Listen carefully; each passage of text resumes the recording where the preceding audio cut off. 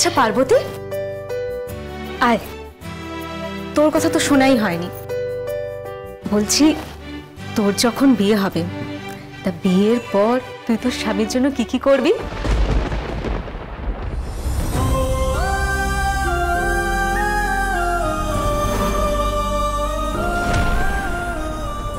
তুমি কেন এলে এখানে? আমি যে আপনার বাড়ির নুন খেয়েছি, নিজের প্রাণ দিয়ে বলো আপনাকে বাঁচাবো। কিরে, স্ট্যাচু হয়ে গেলি কেন বল? জমরা জোগাড় যেই হোক, আমার স্বামীর ধারে কাছে যদি কেউ আসে তাহলে আমি তাকে রুটির মতো বেলে চাকুতে সেকে ফুলিয়ে ঘি লাগিয়ে ছিঁড়ে ছিঁড়ে খেয়ে নেব। বোমা গুলি বন্দুক যাই চলুক না কেন, আমি কিছু তো ভয় পাই না। আমার স্বামীকে বাঁচানোর জন্য আমি সব বিপদ বুকে চেপে নিয়ে নেব। আমাকে নিয়ে সৌরভের কাছে যাবে তো? সৌরভের কোনো ক্ষতি করতে হলে আমার লাশের উপর দিয়ে যেতে হবে তোকে। পার্বতী, বাবা পার্বতী, যে স্বামীকে তুই এখনো চোখেই দেখিসনি তার জন্য একেবারে এত দরদ। সত্যিটা তো তোমরা জানো না, এ মেয়ে যে কত গভীর জলের মাছ, এর মতো আমি দুটো দেখিনি। এমন সাজিয়ে গুছিয়ে বলছে যেন ওর বিয়েই হয়নি। মামুনি, ওগুলো কি? এগুলো ডোর। সাবিত্রীর ব্রত করতে গেলে স্বামীর মঙ্গল কামনায় এই ডোরগুলো গাছে বেঁধে দিতে হয়। আমাকে একটা ডোর দেবে?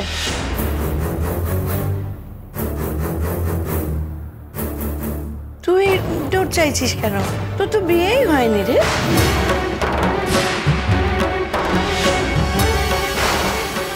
তুই ডোর নিয়ে কি করবি?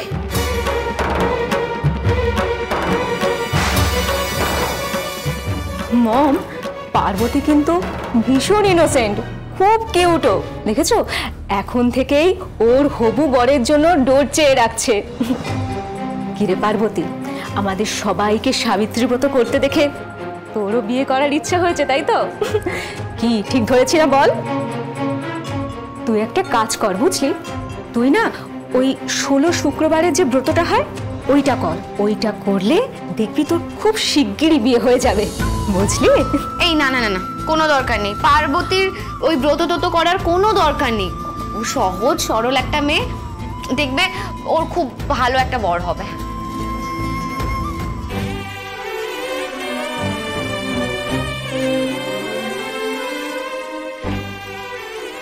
আর বৌদি ভাই, আমরা তো আছি, আমরা সবাই মিলে ওর জন্য খুব ভালো একটা বর খুঁজে দেব। আর ওর বর হবে একেবারে বেস্ট। আচ্ছা এই নে, এই ডোরটা রাখ। তোর যখন বিয়ে হবে, তারপরে যখন সাবিত্রী ব্রত করবি, তখন এই ডোরটা গাছে বেঁধে দিবি। নাও নে।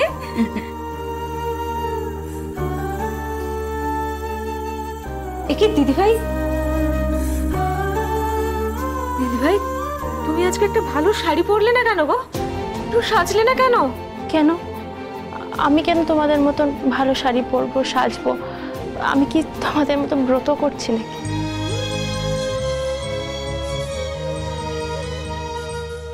দিদি ভাই শোনো না, দিদি ভাই আজকে বাড়িতে কত লোকজন আসবে না? তারপর তোমরা ওই তোমাদের ফোনে ওই ছবি টবি তোলো না, ওই শেফলি শেফলি। আরে ওটা সেলফি বলে। হ্যাঁ ওই হলো। তারপরে ছবিগুলো তুলে তোমরা তোমাদের ফোনের ওই পোস্ট অফিসে পাঠাবে না? তো ওগুলো করতে হবে তো। ফোনের পোস্ট অফিস ভালো বলেছিস তো, ওটাকে সোশ্যাল মিডিয়াতে ছবি পোস্ট করা বলে পাগলি। হ্যাঁ তো তার জন্য তো তোমাকে একটা ভালো শাড়ি পরতে হবে না, ভালো করে সাজতে হবে। আচ্ছা বাবা, আমি সাজবো, আমি ভালো শাড়িও পরবো, তাহলে তোমাকেও কিন্তু কথা দিতে হবে যে তুমিও কিন্তু আমার মতো সাজবে, শাড়ি পরবে।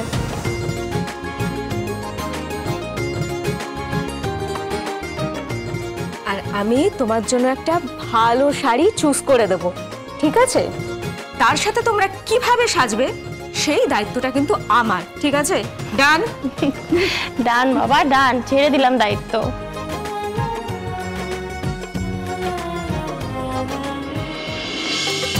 পার্বতী, কেমন আছিস তুই? খুব ভালো আছি।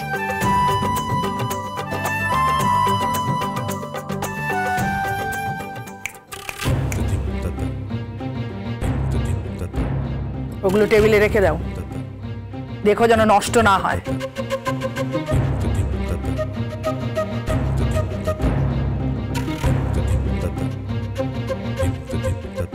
ও বাবা, করেছেন কি?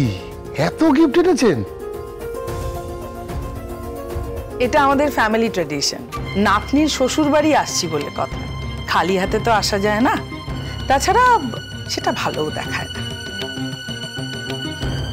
এটা নাতনির শ্বশুর বাড়ি। মায়ের যদি সেইটুকু সেন্স থাকতো তাহলে সবার সাথে একটু ভালো করে কথা বলতো। মায়ের কোনো ধারণাও নেই যে শুধু গিফট দিয়ে লোকের মন পাওয়া যায় না। তুমি এখন এসব কিছু বলতে চাও না। আপনি খুব ভালো সময় এসে পড়েছেন। আসলে আমাদের ওই ব্রত পালনের সব নিয়ম তো শেষ হয়নি। আপনার নাতনি কিরম ভাবে ব্রত পালন করছে সেটা আপনি নিজের চোখেই দেখে নেবেন। দিম্মা, দিম্মা কেমন আছো তুমি? থাক মা, আমি তো ভালোই আছি। কিন্তু মা, তোর মুখটা কিরকম শুকনো লাগছে বলতো? অবশ্য শুকনো লাগবে নাই বা কেন, উপোস করে আছো, এইসব করা তোমার অভ্যেস নেই। আশ্চর্য, কিরকম ডিহাইড্রেটেড লাগছে তোমায়। ওরা উপোসের সময় নিশ্চয়ই তোমাকে জল টল কিছু দেয়নি? না দিম্মা, আমি একদম ঠিক আছি। আর উপোস করে একদমই উইক লাগছে না আমার। বরং উপোস করা তো ভালো মাঝে মধ্যে, ডক্টরই তো বলে ফাস্টিং করতে।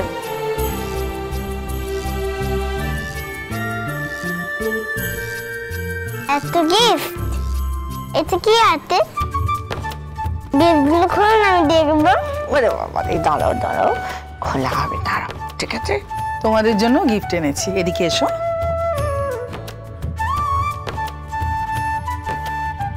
এইটা তোমার জন্য। Thank you.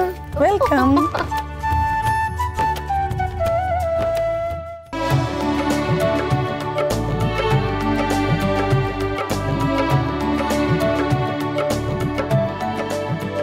এইটা থ্যাংক ইউ দিম্মা।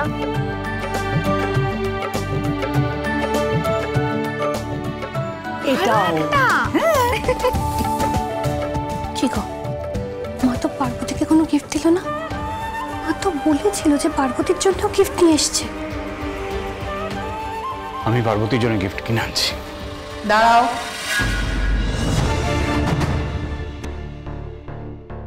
আবার আজকে অশান্তি করবেন নাকি? বুঝতে পারছেন না ছোট, গিফটের পাহাড়ে আড়ালে উনি আজকে আবার অশান্তির কাটা নিয়ে এলেন নাকি?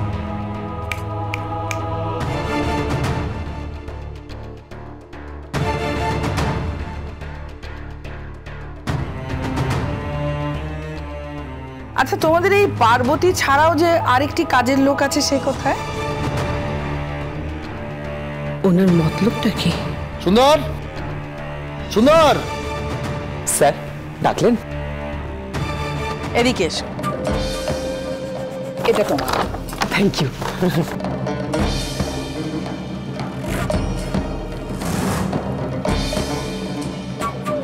তোমার পোশাকের মাপ তো আমি ঠিক জানি না, তাই আমার পারোর কতগুলো পুরনো পোশাক ছিল। তুমি বরঞ্চ সেইগুলোই পরো।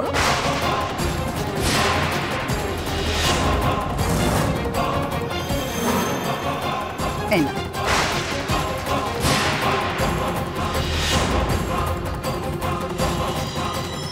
নাও ধরো। কি হলো? ধরো। কি করছো? দেখছো তো মা? মা তো এটাই চায় তুমি দুটো কথা বলবে, মা তার বিনিময়ে আরো 4টা অপমানজনক কথা শোনাবে পার্বতীকে। মাথা ঠান্ডা করো, এতে পারো শ্বশুর বাড়ি।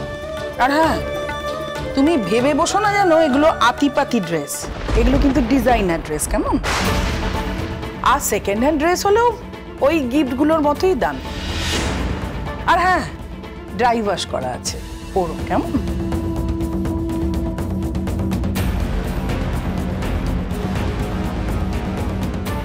আমি মাঝখানে কথা বলতে বাধ্য হচ্ছি। থ্যাংক ইউ সো মাচ আপনার গ্রেট থটের জন্য। কিন্তু দুঃখের বিষয় হচ্ছে আপনাকে এই গ্রেট থটটা নিয়ে বাড়িতে ফিরে যেতে হবে। পার্বতীর এই দামি পোশাক আশাকের অভ্যাস নেই। আমাদের বাড়ির সবার এতটুকু ক্ষমতা আছে যে পার্বতীকে আমরা নতুন পোশাক কিনে দিতে পারি। তাই কষ্ট করে এই পুরনো পোশাকগুলো আপনি না আনলেই পারতেন, বুঝলেন? আসলে কি বলুন তো, আমাদের সবাই যে পোশাকগুলো কিনে দেব না পার্বতীকে, সেগুলোতে আন্তরিকতা মেশানো থাকবে। সেটা কিন্তু খুব দামি, পোশাকগুলো নাও দামি হতে পারে। আরেকটা কথা, পার্বতী কি ধরনের পোশাক আশাক পছন্দ করে সেটা আমরা ভালো করে জানি। ওর পছন্দ অপছন্দ পুরো বিষয়টাই আমরা জানি। তাই ওর পোশাক আমরা কিনে দিতে পারি, কিন্তু আপনার পক্ষে তো সেটা সম্ভব নয়। তাই এই পোশাকগুলো আপনি অন্য কাউকে দিয়ে দিন।